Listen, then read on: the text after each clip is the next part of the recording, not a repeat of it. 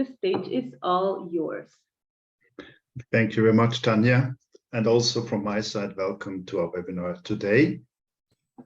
A warm welcome to everyone who participated in one of our recent webinars and to the guests of our BlueCallom Innovation Networking Night that took place last Thursday in Zurich. It was a wonderful evening with you, and I'd like to introduce you to Axel. Axel Schulze is founder and CEO of BlueCallom. Before that, he started Computer 2000, the world's largest tech distributor. Webstock, the world's first digital stock exchange. Infinigate, today the world's second largest cybersecurity provider.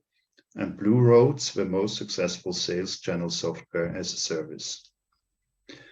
After a deep dive into neuroscience, Axel found out how the brain composes ideas and how it can be stimulated. Welcome, Axel. Let me also introduce you, Philip. Philip Thijs, having a previous experience in corporate innovation. He was building up an internal incubator program within the Swiss Post Corporate Innovation Center, and later on he had a leading position in transforming the innovation department into a separate entity with 300 million revenue. In his role as a VP Innovation Services, Philip helps leverage the innovation success of our customers and enables them to shape the future. Also, warm welcome, Philip. Hello. So to start, thank you very much for participating. You're all curious about genius versus pseudo innovation. I think it's very important to make it clear, just putting wings on a bus doesn't make it an airplane. So developing breakthrough innovation is not as simple as combining already existing solutions. To create a real sustainable advantage on the market, you have to combine the needs of customers, strengths of your own company, and much more. Since this is complicated and often not rewarded with success, companies tend to settle for slight improvements to their products and call this innovation. This is why we would like to discuss today the topic genius versus pseudo innovation. So genuine innovation is always a breakthrough. It's disruptive, it's going beyond existing boundaries, borders, really something new. On the other side, incremental innovation is misleading, as a misleading term for improvement, because, as I said, we tend to be very quickly satisfied with what we get, but it's far away from a real innovation. We would like to dig deeper and explain what's the difference. So what does it mean to go after real innovation versus improvement? Philip, maybe you can explain us here the difference. Gladly. Yeah, thanks, Patrick. Yes, to outline the difference between radical or breakthrough innovation and gradual improvement, we need first to have a closer look at the industrial evolution as a progression of S-curves, how we see here in this slides. In our example, we see here, In our example here, we see the progression of 3 S-curves in the consumer electronics industry.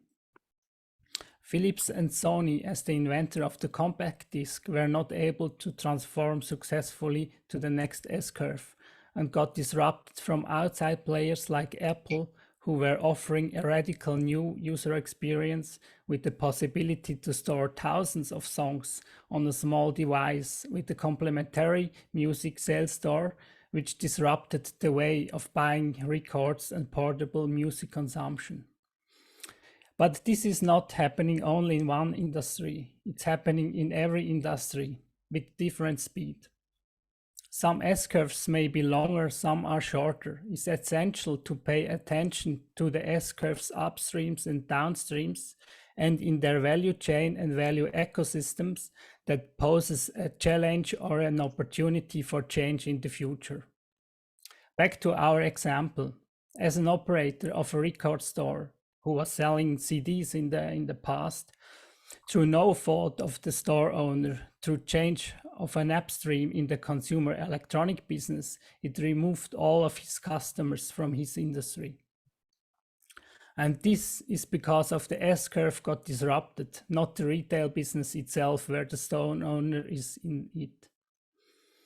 The problem, as the industry matures, they become inside out. In a challenge of new emerging offerings coming from outside, they tend to extend their S-curves while optimizing and improving existing products or services, instead to look for signals of radical change in the industry and discover the needs and dreams of the customers to start disrupting their own industry before outside players are doing it, how we see here from the compact disc player to the MP3 players, for example. But why many companies desperately trying to extend current S-curves instead of being courageous to rethink and disrupt their own business? I would say it's kind of a leftover consequence of the industrialization. Because not so long time ago, S-curves were long enough that all of us spent their entire career on one curve.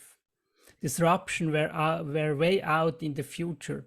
People began to master skills, get deeper professionals so as to be able to spend the entire career adding value on the basis of familiar expertise. But as the S-curves are getting shorter and change accelerates, it's less likely that we spend our entire career in one curve. An innovation team not only need to master expertise in the present S-curve, like a gradual improvement, for example, it needs to master this faster change and requires other profiles and cognitive abilities. For example, like curiosity or clairvoyance instead of industrial top-notch expertise. Yeah, innovation is a breakthrough that elevates people and organization in the way to do things that were not possible before. Engaging in innovation or remaining in improvement mode has significance on finance and strategic implications.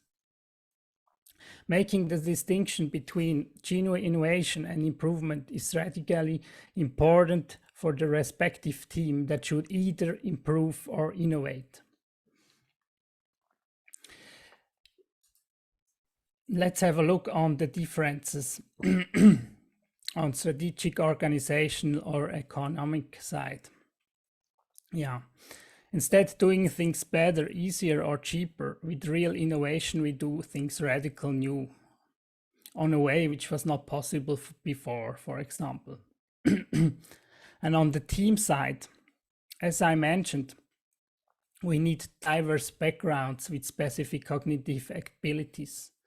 I mean, don't get me wrong, we need top-notch experts and engineers and researchers, but not as a part of the innovation team. The innovation team needs access to these experts, but innovation should be driven by the team, not by the experts.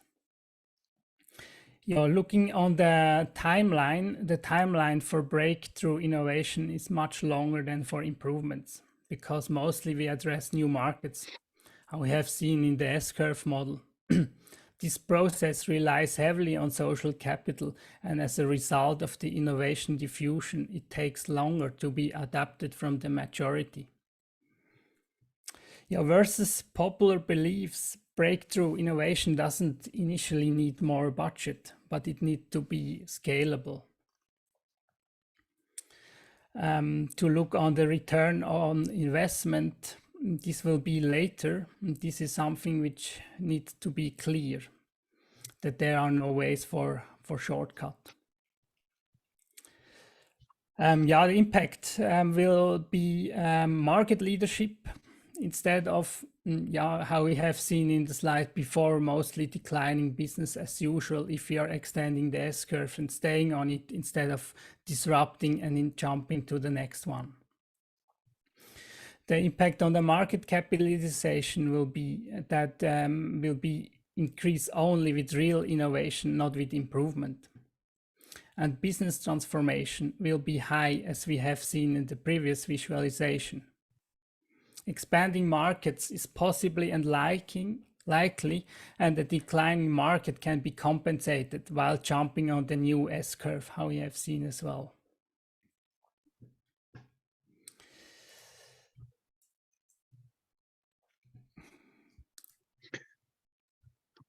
So how do we start to become genuinely innovative and going after breakthrough?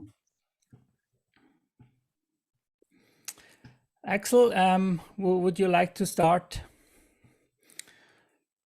I think you're unmuting myself first.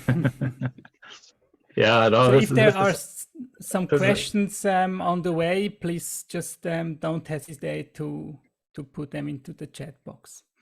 Yeah. So yeah, I mean, you know, just piggybacking on Philip's S-curve. I mean, there's so much behind that curve, that visual.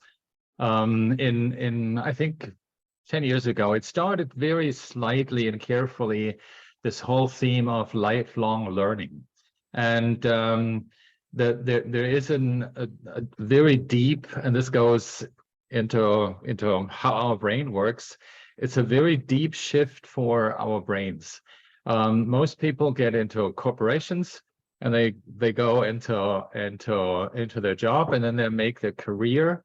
And the ideal picture for many people is to stay in that company from basically beginning to end. So we've met a lot of people who are in big companies, started after school, after university, and then stay through it. And so in that environment, it was possible to grow companies in the size of 100,000 to 200,000, 500,000. I mean, some of the biggest companies are more than 1 million employees. And this only works that there is an agreement between the company, the employee, and the society, that in these organizations, they have been invested millions and millions and millions in organizational structure, so that the question like, okay, could we do this differently? The answer is probably yes, but that will be a disaster in these organizations. And so the organizations work because they're very structured. Everybody agrees to sticking to the process until the process itself needed to be changed from typically some major organization coming in, major consulting company, and does the change. Now, when we look into innovation, that very same process of innovation, or a different process of innovation, would actually require people to stand up and say, we could do this better. There's an entirely new way to do things. We should forget everything that we did here and let's do something else. Now, that would be a disaster for the corporation at one point, but at the same time, this is the requirement for innovation. Like Philip pointed out in his speech, that people need to rethink on top of one of these curves. When they go into saturation, something comes in, and the something is typically a competitor, somebody who is a new market entrance. Now, since this is happening in the last 10 years over and over and over again, and even the biggest companies, even market leaders, struggled. When you look at Mercedes-Benz, today it's about 60 billion market cap. Wow, Tesla is about 600 billion. Now, people argue, this is totally overhyped, this is crazy, this is stupid, you really don't even need to look at that. But interestingly enough, we said the same thing about Google years ago. And even further back, we said the same things about Microsoft. And look at where these companies are today. I mean, they still exist, they still dominate the market. And they're dominated because one thing, and that has changed, and this is why innovation needs to become a business strategy. The thing behind this whole innovation theme, it isn't just one cool idea, and it isn't just one new business model. It isn't only just little bit of better customer experience, but most of the innovations, the real genuine innovations compared to incremental innovation or improvements, are basically elevating how people do things. This is our definition, in a way that was not possible before. So people say, I mean, Uber is still, is still a taxi, still brings me from A to B. Yes, correct. Most innovation actually is still in its very basic, not changed. But what Uber changed is that I can pay. I don't need to pay cash. I don't even need to argue whether they take credit card or not. I simply pay with my app. In the back end, the system withdraws the money from my either credit card or Google portfolio or wherever. And if I say I want to go to XYZ Street, and this cost me $16.25, then I get to this XYZ Street and I pay $16.25, and I would never have to argue whether this was too long or too short, or the guy ruined me, or whatever the arguments are. And that is something that was never possible before. I can use Uber in any country where this service is available and don't need to worry. So now, when we look into how it's done, it was questioning everything that the taxi organization had to provide. That means in the improvement cycle, this is the normal job. This is basically what companies do since they incepted their product in the first place. This may be 5 years ago, it may be 50 years ago, or 200 years ago. But when somebody wants a significant change for whatever reason, that it requires what we call a mission critical business strategy. Because there's lots to change, there's lots to think about. And when we say, it's very important that the C-level is involved in innovation, then some people kind of roll their eyes, others say, come on, really, we can do this on our own. I mean, you could do a lot on your own, but here's the problem. When you look into how many innovation centers get shut down, I mean, just in the last 2 years, it has accelerated significantly. And if you look at the shutdown process, all of a sudden they think something different. You say, these guys up there have no clue, and so on and so on. Well, you know what? They do have a clue, but they realize that what you did was maybe not sufficient. The biggest problem that we face, all of us, you, we, even the executives, is the disconnect between what the corporation actually needs and what is it that you can do. And if that disconnect grows too big, they will simply shut it down. And so this mission critical business strategy needs to be carefully crafted and obviously communicated with the rest of the team. So in one case, a company leader, and so fortunately we had the opportunity to talk to many CEOs. They said, we will lose about $1 billion in revenue or euro over the next probably 2 to 3 to 5 years because of the change in the automobile industry, where things move from the combustion engine to the electric motor. $1 billion. Now I said, does the team know that? He said, God, no. I mean, they would be shocked. I mean, $1 billion, this is far too big. But if the strategy is not communicated, you don't know, if assuming you are on the developing side of an innovation, and then 2 years later the CEO doesn't know, why can't you deliver a real groundbreaking innovation? Well, in what area? Is it in the home area of the company? Is it something outside? Is it about a special product? Is it about a special industry? Is there a market shift, and so on? I think we have to recognize that innovation needs to be a business strategy, accepted as such, developed as such, and communicated as such, like everybody does with their regular corporate strategy.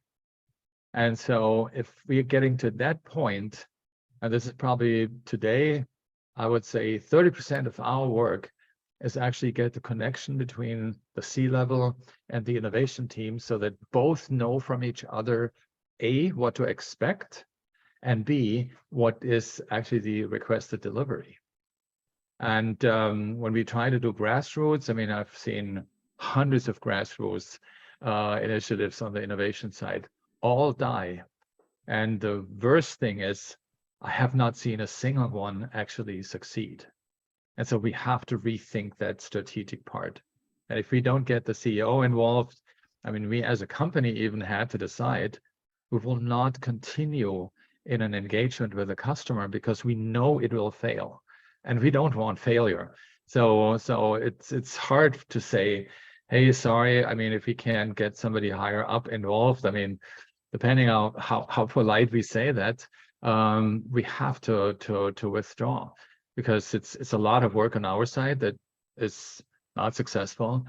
Even worse, as a young company, people would say, "Oh, okay, you're also one of those who tried and tried and tried." No, we don't want to do that. And since we have a very good understanding how it works, so this is our engagement.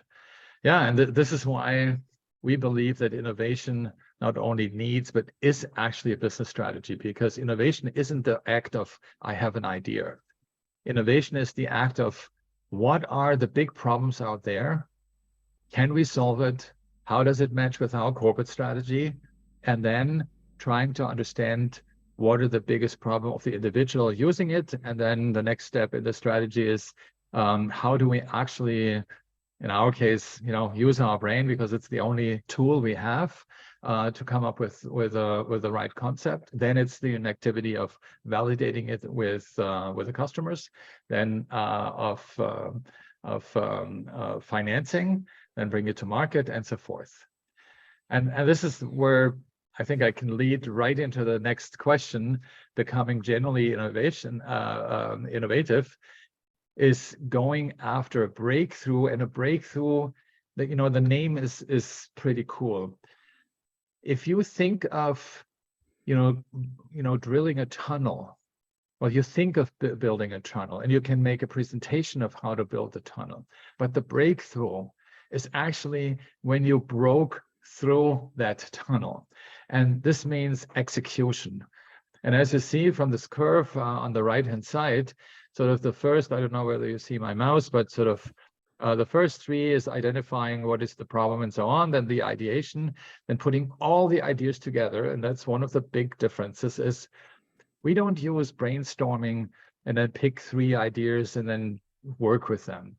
We use what we call neural ideation. That's a process of 4 weeks intense working on solving a problem and using a variety of techniques. And then we come up with hundreds of ideas. I mean, literally hundreds. This is on average between 200 and 800 ideas. That's sort of what we've seen so far. And we try to use, believe it or not, all the ideas. And you may think this is totally crazy. I mean, why don't we use one? I think it has to do that we don't really know what an idea is. An idea may be that spark that changes everything and then brings it further. And that's true. But when you look into any of those disruptive companies, you will also realize that there's a little things. I mean, on Uber, some people said, no, I like Uber because of the cars. Another one likes Uber because it sees the car coming in on their app. Another one likes Ubers because the drivers are so friendly. Another one is the payment method. Yet another one is another reason. But all are happy because all these reasons are actually incorporated.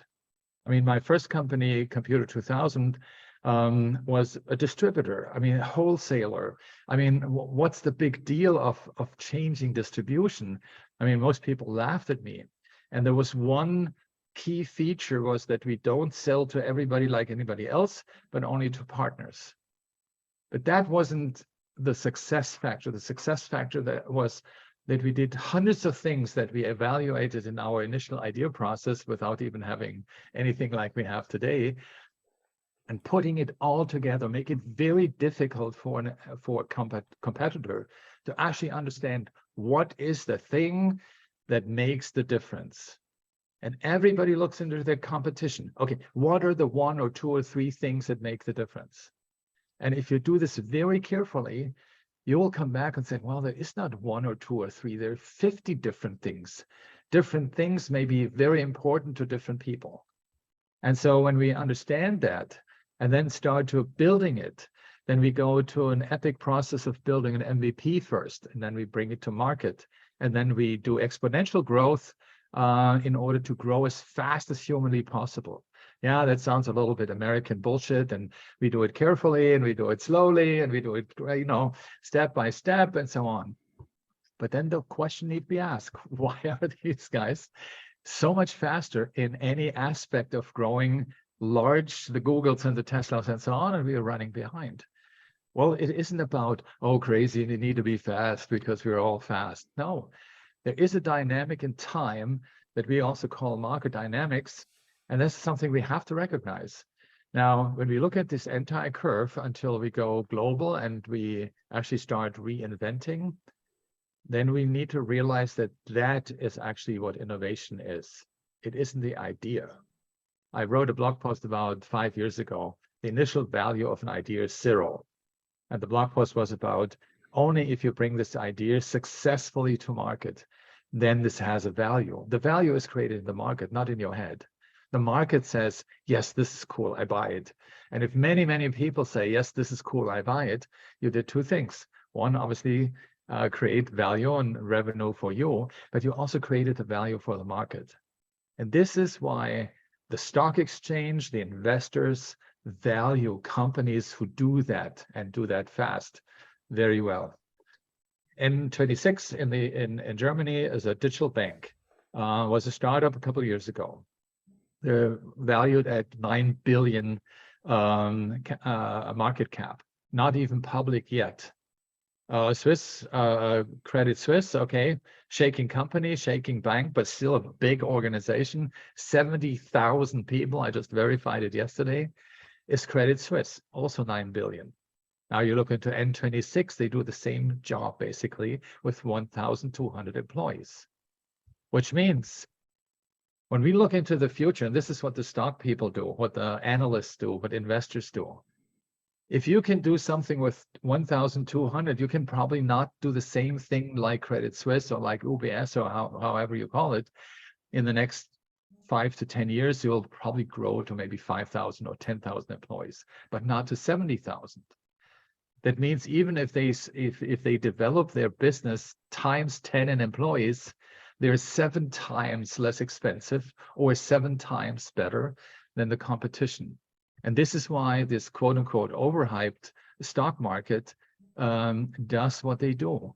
And rightfully, as we can now realize, and this is what your CEO is also fearing, is that somebody comes into your market. We have 1,200 unicorns right now, and they're all more or less ready to enter and disrupt one or the other market. It may be yours today or maybe not. So for us, or for me personally, I thought, this is the natural thing of evolution. This is the natural way how it goes, and therefore let it go. But I think that this is actually not true, because there is a company that may die, but the people don't die. The products don't die. The market doesn't die. It isn't the classical model of dying or a whole ecosystem like a body dies. And so I think it's worth to consider enterprises as one of the most potent innovators at all, because they can do large scale innovation. And if I just, is there any questions in the audience right now? So maybe a question from my side, Axel, if you allow me to.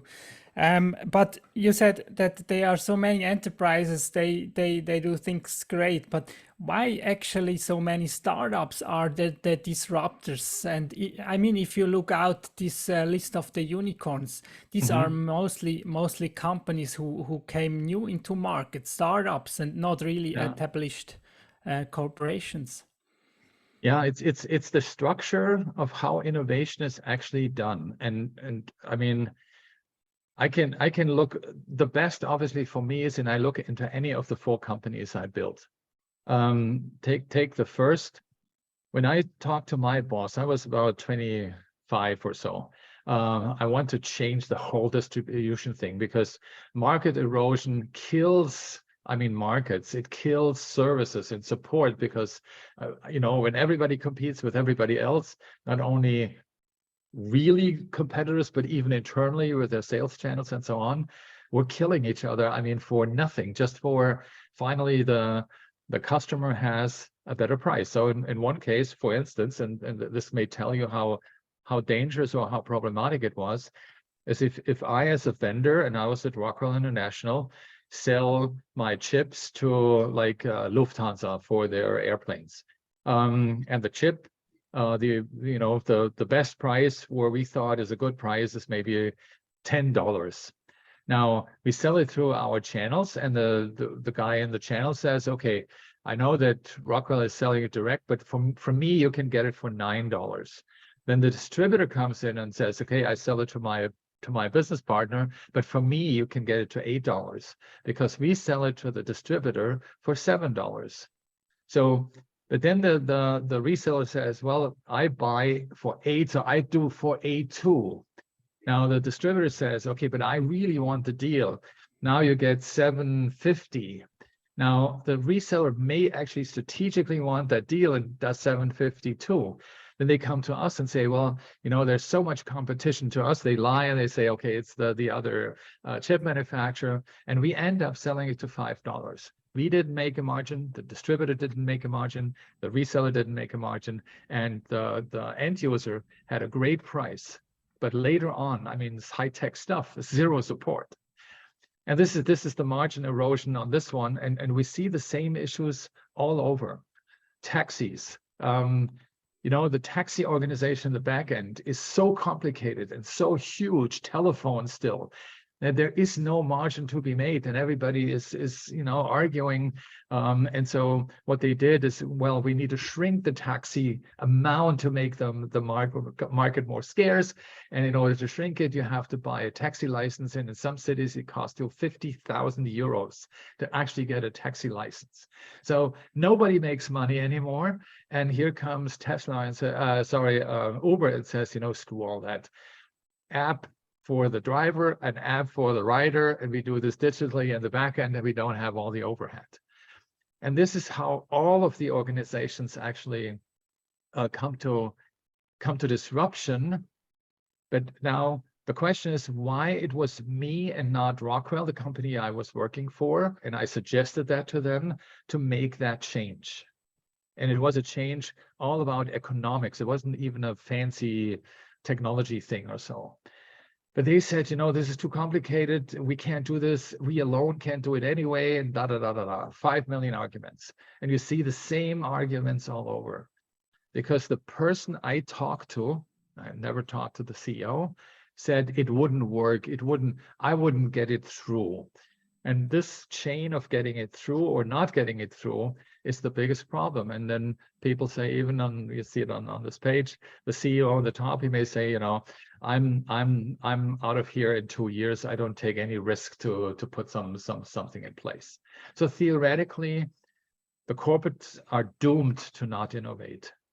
But then there's a couple of people who still do, and we see it in our work. So we have one of our customers, a steel company, and we thought, oh God, steel.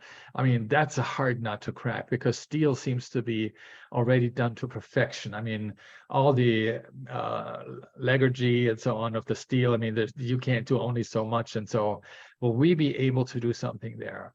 And we realized that the company is basically a tier 1 player, meaning, okay, they produce the raw steel and somebody else the next thing, and the next thing, and the next thing, and then it goes to the end consumer. And we said, okay, maybe you can do something that you get out of your tier 1 position and think in systems. Initially, that was no fucking way. Sorry, my language. No way we can do that. It wouldn't work through. And so we insisted to speak with the CEO. We finally got there because we said we wouldn't do it otherwise. Now he came and said, this is probably not possible. But he was also somebody who said, well, but let me think about it. Because you are sitting in a position as a CEO that your company will need to do something extraordinary to stay relevant in the business. It isn't just about revenue and being bigger in profits and so on. What we all say, this is what these people, this is the only thing these people are interested in. No, they're interested in relevancy. They're also interested in growth. But also he was saying, wow, I mean, I'm old enough to not wanting to take major risks. And I said, let's see here. It isn't about you don't see the future because it may be 5 or 7 years out until this successful innovation is, globally. but you were the one who set it in motion.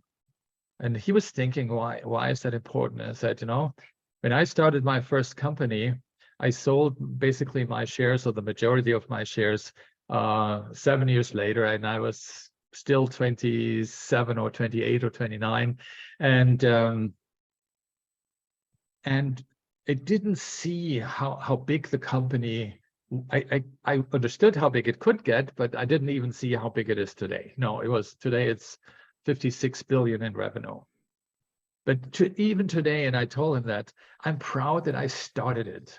And you should be proud that you set it in motion. You make the major change in an enterprise that 20,000 enterprises around the world hasn't done yet. And that was the big kicker. So we need to also understand the psychology of a CEO. They want to do so. I mean, they're on a position where what can you do more than being on top of the mountain? I mean, you can jump a little bit and then, you know, maximum a meter, and you hope you land back on the peak and not on the side. And so without the CEO, nothing would have happened. But with the CEO, everything was set in motion. And there's an interesting report, and Philip, you know it, from, I think it's a gentleman from Denmark, or I believe it's Denmark. So they researched about 20 or 23 innovation centers who all closed. I mean, they just focused on those who closed, not the ones who continued. And the arguments were a list of different arguments. So again, it's not that, oh, okay, we focused on this one because this was mentioned most. It's a list of all kinds of things why they close. And the more complex a thing gets, the more aspect it takes. And this is what we're almost trained to do. I mean, we all know the Pareto model, 80-20 rule. We know that focus on something that is relevant, and then we see all the other things. And we do this usually in business, but there are times where that behavior is actually a killer. And so if we go to innovation, it would be a killer to do only the one thing, because it wouldn't be that complete holistic system with a new business model, a new customer experience, and also, of course, a new product. And if we look at the difference or the impact on the team, I mean, on the left side, we have teams, you know, they have impact now. And people say, okay, if the CEO gets involved in our company, that's a killer, then I'm out of here. Okay, sorry, I have to say that's okay. Then you probably look for something else. But if you stay there because you want to make an impact, then you, with this need of an impact, and the CEO who wants the innovation happening, you become a very interesting bond, because you're changing an enterprise that seems to be impossible to change. And obviously you don't want to change the entire enterprise, because like I said in the beginning, they're built in a way that you can do all kinds of things, because you navigate an entire ship on traces that we call business processes that you should not change, you should not question, because the company couldn't work without it. But now here is different. You work basically in an entrepreneurial environment. And if you have a clear direction, and this is the interesting thing, if you completely work in a vacuum, and this was also the feedback from many teams, it's super hard. But if you have a direction saying, okay, it must have to do with automobile, or depending on the industry you are, it must have to do with financial services, or it must have to do with food, then you have at least sort of a direction. And if you then be aware that the food market changed, or the CEO tells what changed for their company in the next 5 to 10 years, then you also know, okay, there's becoming a big problem. So impact, big problem, entrepreneurial work, and then hopefully you have a stock option plan, and that's something we help the CEO or the CFO to implement. Then you even participate in the success. And that is a job that is for many people a once in a lifetime opportunity. And it's for far more people, too risky, too not my thing, and so on. And that's okay. And this is what Philip mentioned earlier with these cognitive abilities. You know, if you have the ability of entrepreneurial, risky, and so on, then that's good. This is for you. If you're not, you're not a bad person, or you're not, you know, underdeveloped or anything. It's just not that job. Imagine you become an actor. You have to leave all your emotions about something and act like that person, like that individual you were playing. Or if you play music, you have the ability to think and actually express your thoughts in sound. These are all major abilities. If you're a doctor, you would say, okay, I mean, I need to save these lives. I can. This is just my life. I would be the most happy person in the world if I can say, you know, end of my work period, I saved 1,000 lives. And how cool is that to do that? And so we have all kinds of abilities, but for innovation, we have specific ones. And if that is a match to what you're going to be, then you will have the best job in the world. Mhm. Okay. Excellent. Yeah. Thank you very much. I have a remark, an input, and a question. Mhm. The first is about what you explained, and also Philip, the difference between established companies and the startups. So as an established company, to make it short, is you have something to lose because you're established. And as you said, if you tell the whole company now we change, it will be dangerous. And the startup, he has just the motivation, he can only grow.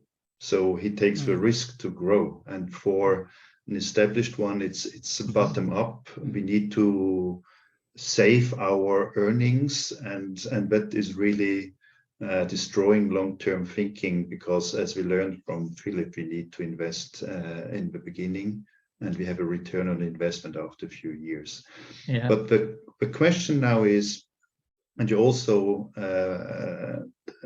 explained that already a little bit, so what would be the ideal organization model to ensure also the right incentives? You managed or touched that already, to incentivize a risk-taking culture, to really create disruptive innovation. And to summarize it, you need a dedicated team with a dedicated incentive to their project or their solution. You can't do it in the existing organization part-time a little bit. Maybe you can here also a little bit go more in detail about the incentive structure for that team. Let me respond on the risk part. And this is a worldwide known theory that every entrepreneur would bust, because I consider myself as one. We risk everything when we go into a company. It isn't that we start a company and if it doesn't work, it doesn't work. I mean, we take loans, we take everything we acquired as value and as assets, we put basically into the company. When I started my third company, we moved to the US. I had a couple of fancy cars and everything was golden and wonderful. I could have retired, but what I did, and nobody understands why, but that's an entrepreneurial mechanism, is you risk again everything. While the CEO wouldn't risk a lot, he wouldn't put his own money in, he made millions probably, so there's no risk on the enterprise side.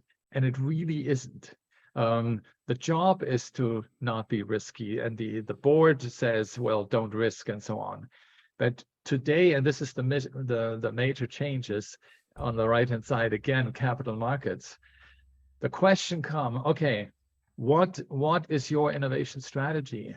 And Mercedes currently risks the entire company for not innovating. The company could be bought by Tesla overnight at any given point in time, making an offer to double the share price for all the share owners of Mercedes. They would probably sell and Tesla would own Mercedes. That is the risk. That's a real risk. And this is why all the CEOs I had a chance to talk to, the major motive is we need to get our capital market side improved. We need to get the stock price up because we're up for grabs any given moment. And there is no end. I mean, if we look a year to 5 to 10 in advance, we know Chinese companies with building railroads in minutes per kilometer made so much money with what they're doing, not just in China, but in all over Africa and even in Europe, because they have the superior technology that they can buy anything they want.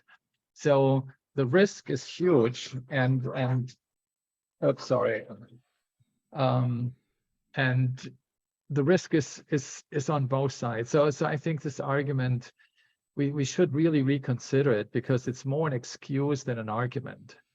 The reason is, and it has to do a little bit with organizational structure, but the reason is that all of us humans, we believe that ideas are random. They just pop up, and they don't. And once we understand that they don't, we build something. And there's a second thing that we intuitively believe, but now science has actually proven it. We cannot comprehend a problem if we don't see all the aspects of the problem. And if we do, we will find, with 99% probability, we will find a solution. And this is what makes the entrepreneur drive, take risks. I mean, the same thing. Honestly, I'm just sitting here as yet another entrepreneur, putting all our money in BlueCallom, because we know, and we already proved that we can solve it. But in the beginning, we couldn't prove it. But no, because we know this is something that takes, even now very polemic, but takes humanity forward when we understand how our brain works. And so I think the risk is not the issue. The organizational structure may be an issue, but this is why we suggest, like you said, put it in a little division on the side, and as soon as it grows, outfarm it as an extra AG, GmbH Limited, Incorporated, or whatever, still 100% daughter company of the corporation, but they can work on their own and even can compete with the rest of the mothership. And it's always better to own the competitor versus having it as a foreigner coming in. Yeah, exactly.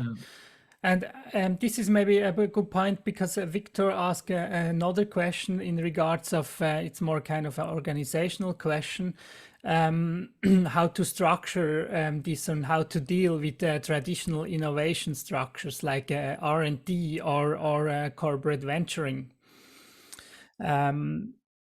This is maybe a good point also to this kind of a trend which we see in the innovation industries as well, that M&A is taking part of innovation initiatives. Maybe Axel, you can also say some words to this thing. Why it's not worth to invest or to buy startups or mergers, and why we should do this internally and maybe as a separate entity, but not buying from outside. Yeah. So I'm a big fan. I mean, this is the way my brain is structured. If I see a trend, I always ask, when something doesn't work, or when something becomes a trend, does it work or not? Now, after we retired many years ago, we helped startups. We had our own startup accelerator and so on, and this worked all fine. In the beginning, everybody was very fearful about the corporations, that they grab their business and just run with it and kill the startup, until we could make it very clear to everybody that has never happened, because it cannot happen that way. And for the same reason why that cannot happen, because of these very different structures, it cannot work that they buy the startups. I don't know, and there might be some out there. So I just happen to not understand who actually made it really successful, that a company, an enterprise, became innovative because of acquiring a startup. I haven't seen any. And this for years, and I have seen probably companies we had either in the accelerator or in our ecosystem were acquired and were happy to be sold, but nothing happened. So there is no success model, and if there's no success model, I think it's worth asking, why is it not? And if you look into an enterprise, what is the motive? The motive is, well, we should innovate. We somehow cannot, so we buy something. And I used to say this kind of example, you know, a father comes home to his kids and says, hey kids, you know, I know it's there's summertime soon and there will be, you know, it will be great. Unfortunately, I'm so busy I cannot. But here is Jim from Rent a Father, and he will go with you and it's going to be great. And kids, you know, can imagine how they look at it. You cannot outsource a couple things. And this is basically love. And if you don't love your customers, your ecosystem, your shareholders enough that you just buy something, it is never be something from the company. It never comes from the heart of the business. And this sounds a little bit esoteric, but there is something that when it doesn't come from you, it's very difficult. And if you acquire companies and integrate them fully into your system, then also these companies could not work if they are a company. But a startup isn't a company yet. And then you have to ask, why is an entrepreneur with a big vision and a very bold goal, why is he or she even selling? And I can tell you exactly why. Because they didn't see their goal and they're more than happy to sell. And they get $1 million or 5 or 10. I mean, that's so much money for an individual that they say, here you have it. But I mean, I don't know, in my life, I don't know how many inquiries I actually got for any of the companies at any given point in time. I was never interested to sell. I mean, if somebody would say, okay, I give you point blank 100 million for BlueCallom, I mean, I wouldn't even respond. If somebody would offer $1 billion, I would respond saying, you know, it's very nice and I'm very impressed and blah, blah, blah. But unfortunately, you know, right now is just not the right time. For an entrepreneur who builds something big, it's not about the money, never has been for none of us. I mean, Facebook, Mark Zuckerberg, he was offered 900 million when the Facebook company was still very small, and he just rejected it. And when we said, you know, yep, he is an entrepreneur. I mean, you know, you have to be very crazy to turn down 900 million, and you are the only or one of the very few owners. But it isn't about the money, so you can't buy something. And not being able to buy something is equal to rent a father and get your kids away because, you know, you have no time. So there is this spirit in something great that is far beyond money. Also interesting for teams. There was a study from, I think it was one of the US universities in the North. People who are visionary and go for something big, they don't care about money. So if you give them small or big money, doesn't matter. If they can do the job, they know if it will be successful. I mean, they get rewarded like nobody else. Same for me, same for my peers, same for Mark Benioff from Salesforce, from, I mean, you name it.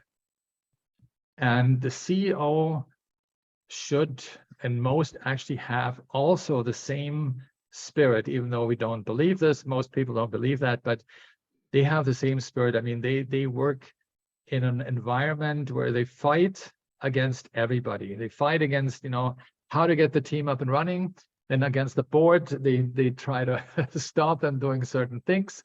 Then there's the capital market on the other side, the customers on this side. And why should somebody do this just for money?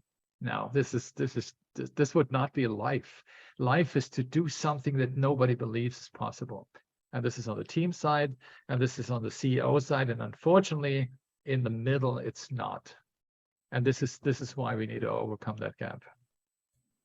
I don't know, Right. did that help answer the question? I look at the time, so we are close before 11. Just checking if there are any other questions that need to be answered in the webinar. Of course, you can always reach out to us to come back individually with answers. If you allow me, I will just quickly summarize what we heard today. So first, as a company, you need also to know what is right for you. So it's not about just hunting for ideas. It's to know your strengths and your strategy. So it starts with a strategy. And so that needs to be communicated. That is the strategy of a company to generate breakthrough innovation. And also, so what does it take? We have heard that you have organizational changes, you have mindset changes, you need maybe also some tools to do it. And maybe the fourth point is something that was not maybe too stressed out in the conversation is, of course, you need the base company, the base R&D to continue with their work. Because if you risk that and you lose, let's say, track on the continuous development and working, you will lose everything. So you need to take that breakthrough innovation team separately, do not disturb them, and you have in parallel a new S-curve. So, yeah. Anything to add? Thank you, Axel. So, No, exactly. so as Tanya mentioned at the beginning, it's a innovation leadership series. So we have different topics. So the next one is on the 7th of December. And I think that's a hot one. What's the expectation? The CEO's innovation expectation. We heard something already today a little bit, so you need to really name the child, what you're expecting. So interesting topic. So please join us on the 7th of December. And of course, contact us if you have any questions or you have individual question or you want like to discuss your business topic. Just get in touch with us. You have a phone number here. You have contact@bluecallom.com. You can contact me. You can also contact directly Axel and Philip. You will find us in the LinkedIn, for example. So thank you very much. Thank you very much, Axel. Thank you very much, Philip, for your contribution, for your interesting content you shared today. I would like to thank everybody who joined us today. As Tanya mentioned, we have recorded that session, so it's available. We make it available for you. I hope you have received some inspiring input today. So I will close, or Axel, Philip, you have anything to add? So thank you very much. Thank you from my side, obviously, too, particular, as I noticed, attendees come from almost all over the world, at least from Europe, but also Asia, Australia. So that is absolutely stunning and amazing. Thank you very much. And thanks to you, Patrick, for a great job, and Tanya and Philip, obviously. So thank you. And I wish all the best and goodbye. See you at the next webinar. See you next time. All right. Thank you. Bye-bye. Bye. Ciao, ciao. Bye-bye. Bye. Bye.